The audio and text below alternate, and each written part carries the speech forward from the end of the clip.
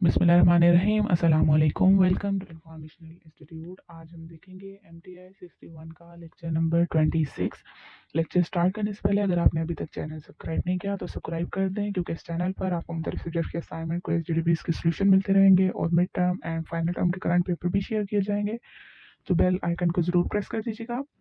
Lecture start करते हैं। यहाँ पे सबसे पहले हमारे पास एक एग्जांपल है जिसमें हमारे पास एक फंक्शन गिवन है f of x y is equal to 1/x minus y, और उसकी जो डोमेन है वो एक सेट गिवन है एक्स वाई, और वाई लाई कर रहा है 0 और ax के दरमियान, और ए जो है वो उसका जो सेट है वो 0 और 1।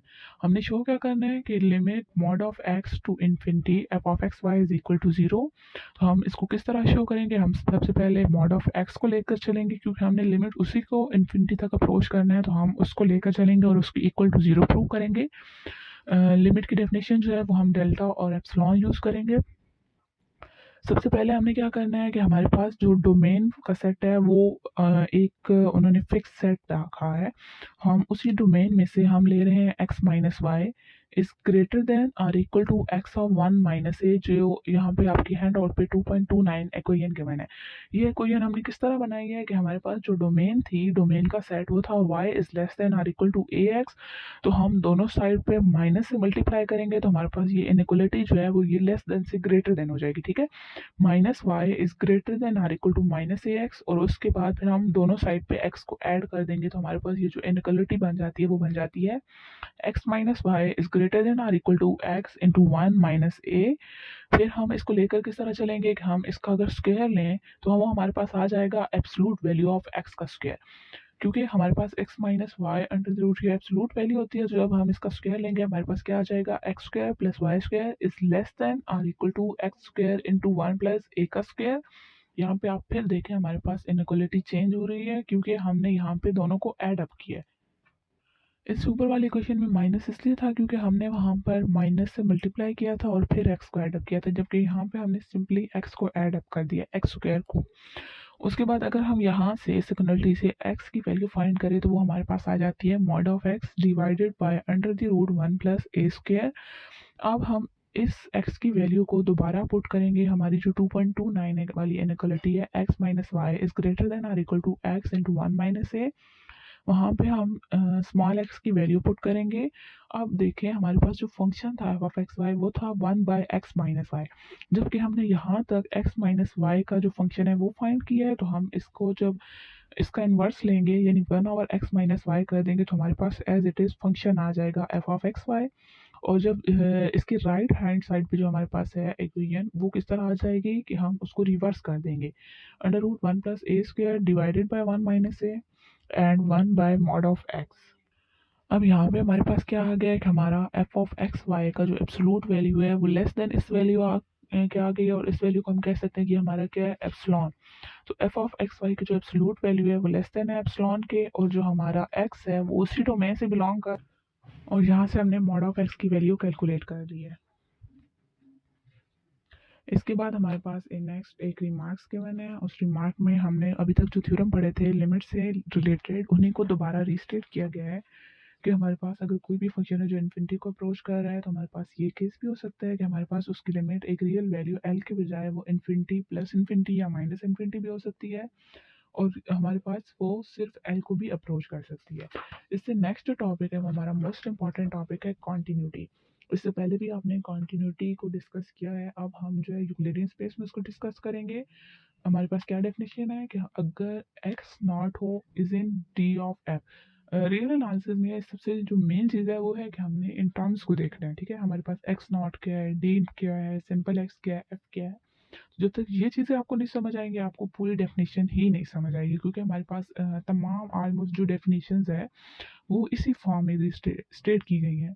तो कंटिन्यूटी की डेफिनेशन क्या है कि if x not is in D F, x not हमारा क्या है कि डी एफ हमारे पास फंक्शन की डोमेन है, यानी एफ फंक्शन है और डी एफ हमें ये शो कर रहा है कि वो एक फंक्शन एफ की डोमेन है, और उसमें कोई ना कोई एक पॉइंट है वो क्या है, एक्स नॉट। और एक्स नॉट जो है वो है लिमिट पॉइंट। ठीक है, is a limit point of D of F.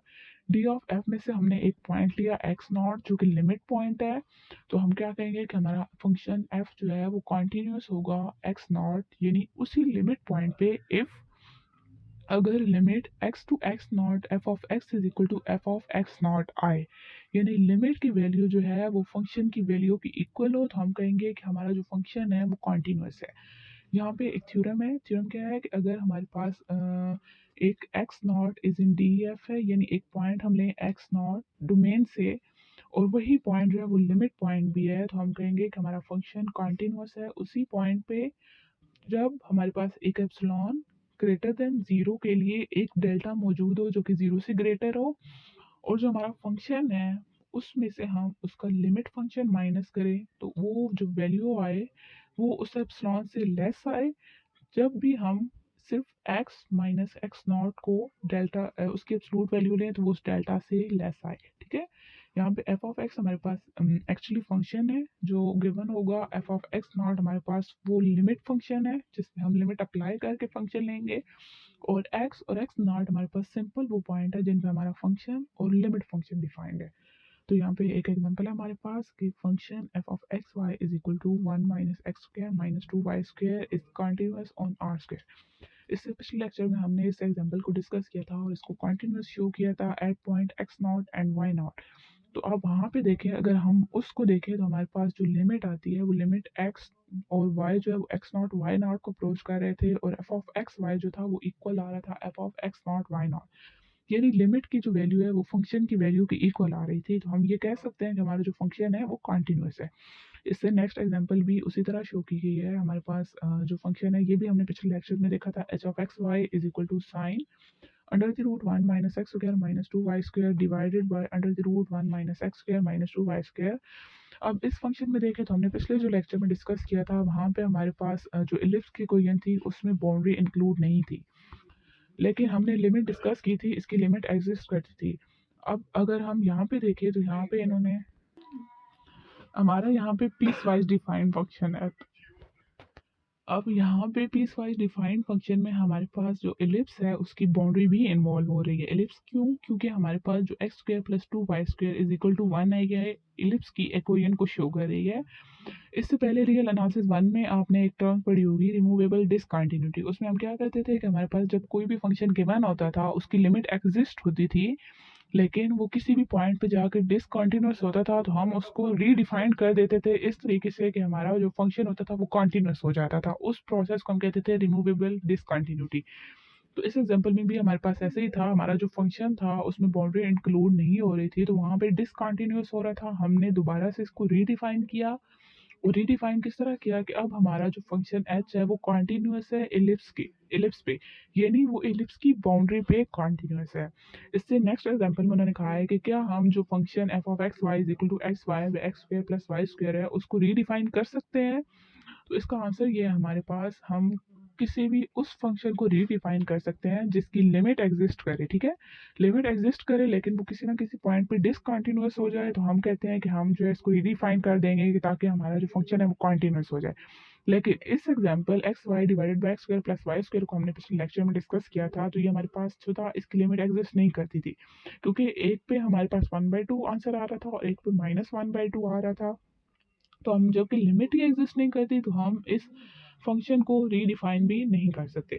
इससे नेक्स्ट हमारे पास एक थ्योरम है कि एफ और जी हमारे पास दो फंक्शन हैं जो कि कॉन्टिन्यूस हैं आर एन में, ठीक है। आर एन का एक सेट है एस, उस पर कॉन्टिन्यूस है। अगर ये कॉन्टिन्यूस होंगे तो इनको जब ऐड करेंगे इनकी सब्ट्रैक्शन इनकी मल्टीप्लिकेशन और डिवीजन वो भी हमारे पास कॉन्टिन्यूस होंगे। नेक्स्ट जो टर्म हम डिफाइन कर रहे हैं that is vector valued function. Vector valued function हमारे पास कौन से फंक्शंस होंगे जिनमें हमारे पास कंपोनेंट्स डिफाइन होंगे, ठीक है। वो फंक्शन जो कंपोनेंट्स की फॉर्म में गिवन होगा उसे हम कहेंगे कि ये हमारा वेक्टर वैल्यूड फंक्शन है। यानी अगर g1 g2 और gn हमारे पास रियल वैल्यूड फंक्शन डिफाइन है किसी भी सबसेट t पे, तो वेक्टर वैल्यूड फंक्शन जी। अब यहाँ पे देखें जो हमारे पास वेक्टर वैल्यूड फंक्शन है उसको हमने बोल्ड किया हुआ है। सिंपली आपने देखा होगा कि हमने जब भी वेक्टर को डिफाइन करना होता है तो हम उस पर एरो हेड या उसको बोल्ड करके लिखते हैं, तो यहाँ पे उन्होंने बोल्ड की है नोशन यूज की हुई है। जी हमारे पास बोल्ड है यानी ये हमारे पास वेक्टर वैल्यूड फंक्शन है। जी ऑफ यू को इन्होंने किस तरह डिफाइन किया है, g of u is equal to g1 of u g2 of u is up to gn of u। अब इस फंक्शन पे जब हम लिमिट अप्लाई करेंगे या कंटिन्यूटी को डिस्कस करेंगे तो हमारे पास जो लिमिट आएगी वो भी हमारे पास कंपोनेंट की ही फॉर्म में आएगी। इससे नीचे उन्होंने दिखाया हुआ है अगर हमारे पास कोई और ये जब कॉन्टिन्यूस होगा तो ये भी हर कंपोनेंट यानी इसका हर कंपोनेंट हमारे पास उस लिमिट पे कॉन्टिन्यूस होगा, तो हम तभी कहेंगे कि हमारा जो जी वेक्टर वैल्यूड फंक्शन है वो कॉन्टिन्यूस है। थ्योरम क्या है हमारे पास, for a vector valued function g limit u to u naught g of u is equal to l. अब यहाँ पे हमारे पास जो एल है वो भी कंपोनेंट की फॉर्म में ही है क्योंकि उन्होंने बोल्ड करके लिखा है, तो ये भी वेक्टर वैल्यूड फंक्शन है। If and only if for each epsilon greater than 0, there is a delta greater than 0 such that absolute value of g of u minus L is less than epsilon whenever u minus u naught is lying between 0 and delta। तो same limit की भी हमारे पास vector valued के लिए भी वही definition है और कॉन्टिन्यूटी की भी हमारे पास वही डेफिनेशन है। इससे नीचे हमारे पास है कंपोजिट फंक्शन। कंपोजिट फंक्शन हमारे पास किस तरह होंगे, ऑलरेडी आपने काफ़ी दफ़ा पढ़ा होगा। यहाँ पे हम कंपोजिट फंक्शन जो डिफाइन कर रहे हैं वो रियल वैल्यूड फंक्शन और वेक्टर वैल्यूड फंक्शन दोनों का कंपोजिशन डिफाइन कर रहे हैं। तो एक हम ले रहे हैं फंक्शन एफ जो कि रियल वैल्यूड फंक्शन है और जी हमारे पास वेक्टर वैल्यूड फंक्शन है। H is equal to f of g. हम उनका कंपोजिशन किस तरह शो करेंगे कि हमारे पास उनका जो डोमेन सेट होगा उसमें जो जी की डोमेन होगी यानी जी का कोई भी पॉइंट जो है वो जब हम डोमेन ऑफ एफ यानी एफ की डोमेन में देखेंगे तो वो नॉन एम्प्टी होना चाहिए। इसकी हम कंपोजिशन को same as it is show कर रहे हैं कि किसी भी पॉइंट यू पे जो हमारी कंपोजिशन होगी वो क्या है, h of u is equal to f of g of u and ये यू बिलोंग टू टी यानी टी हमारे पास जो था वो डोमेन सेट था। इससे नेक्स्ट एक थ्योरम है कंपोजिशन से रिलेटेड कि अगर हमारे पास यू नॉट जो डोमेन का सेट टी है उसमें से कोई सब पॉइंट यू नॉट है जो कि लिमिट पॉइंट है और जी उसी यू नॉट पे कॉन्टिन्यूस है और एफ हमारे पास एक पॉइंट पे कॉन्टिन्यूस है एक्स नॉट और जो एक्स नॉट है वो जी ऑफ यू नॉट के इक्वल है, तो हमने ये शो करना है कि हमारा जो कंपोजिशन फंक्शन है एच वो भी उसी पॉइंट यू नॉट पे कॉन्टिन्यूस है। अब हम देखेंगे हमारे पास एफ कॉन्टिन्यूस है तो हम इस पे कॉन्टिन्यूटी की डेफिनेशन अप्लाई करेंगे। वो हमारे पास क्या आ जाएगी, f of x minus f of g of u naught की absolute value less than epsilon और इसी तरह जो उनके पॉइंट्स है यानी एफ का पॉइंट जिस फंक्शन पे एफ डिफाइंड है वो क्या है एक्स और जिस फंक्शन पे हमारा जो लिमिट फंक्शन है वो डिफाइंड है वो क्या है g of u naught. G of u naught हमने क्यों लिया है, क्योंकि हमारा function f of x naught भी डिफाइंड था और एक्स नॉट हमें थ्योरम में गिवन था वो जी ऑफ यू नॉट के इक्वल था। इसी तरह हमें थ्योरम में कहा गया था कि जी भी यू नॉट पे कॉन्टिन्यूस है तो हम जी पे भी कॉन्टिन्यूटी की डेफिनेशन अप्लाई करेंगे। वो क्या है, absolute value of g of u minus g of u naught is less than epsilon one और जो जिस फंक्शन पे यू डिफाइन है और जो हमारा उसका लिमिट पॉइंट है हम उसका डिफरेंस एब्सोल्यूट वैल्यू को लेस देन डेल्टा कर देंगे। अब यहाँ पे देखें अगर हम x को x नॉट हमारे पास था जी ऑफ यू नॉट की इक्वल तो हम सिंपल x को ले सकते हैं जी ऑफ यू। दोबारा हम इनइक्वालिटी में जहाँ जहाँ पे x था कंटिन्यूटी की डेफिनेशन जो एफ ऑफ एक्स की थी और जो जी ऑफ यू की थी उसमें एक्स में हम एक्स को जी ऑफ यू पुट कर देंगे तो हमारा ये जो थ्योरम है यानी जो composition function H of you है वो भी कॉन्टिन्यूस हो जाएगा। तो यहाँ पे अपने लेक्चर को एंड करते हैं। अगर आपको लेक्चर की समझ आ गया तो चैनल को सब्सक्राइब कर दें। बहुत शुक्रिया, अल्लाह हाफिज़।